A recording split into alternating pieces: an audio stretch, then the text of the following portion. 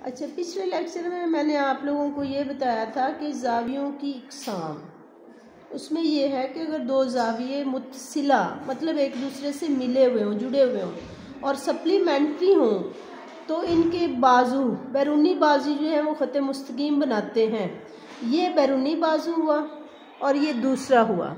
कि यहाँ पे ये जो डायग्राम है, ये जो तस्वीर है, ये एक क्वेश्चन है कि आया ये ख़त मुस्तकीम है या नहीं है।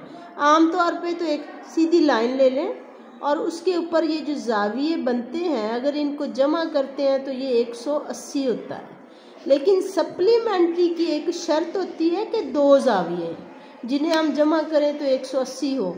अब इस तस्वीर में ये आधा दायरा तो नज़र आ रहा है कि ये जाविये मिलकर आधा दायरा बना रहे हैं, लेकिन ये जाविये हैं 1 2 3, इसलिए इन्हें अगर हम जमा भी करें 180 हो भी जाए तो ये 2 की शर्त को पूरा नहीं कर रहे, इसलिए ये सप्लीमेंट्री जाविये नहीं हैं। आगे अगर आपको क्वेश्चन दे देते हैं कि अगर 2 जाविये कम्प्लीमेंट्री हो और बड़ा जाविया छोटे जाविये का 4 गुना हो तो हर एक जाविये का दर्जा क्या होगा।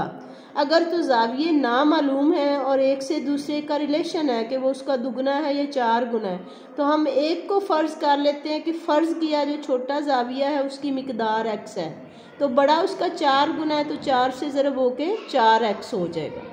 अब जब उसने कहा कम्प्लीमेंट्री तो दोनों को जमा करने से 90 होना चाहिए, इसलिए हमने बशर्त सवाल ये लिख देना है कि x जमा 4x बराबर 90।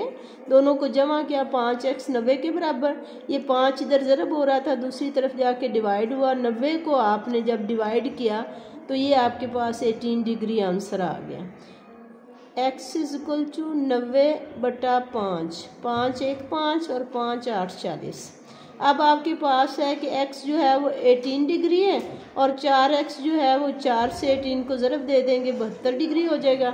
दोनों को जमा करके जब आप देखेंगे तो 72 और 18 को आप जमा करें तो आपके पास 90 डिग्री हो जाएगा। रोको इसको।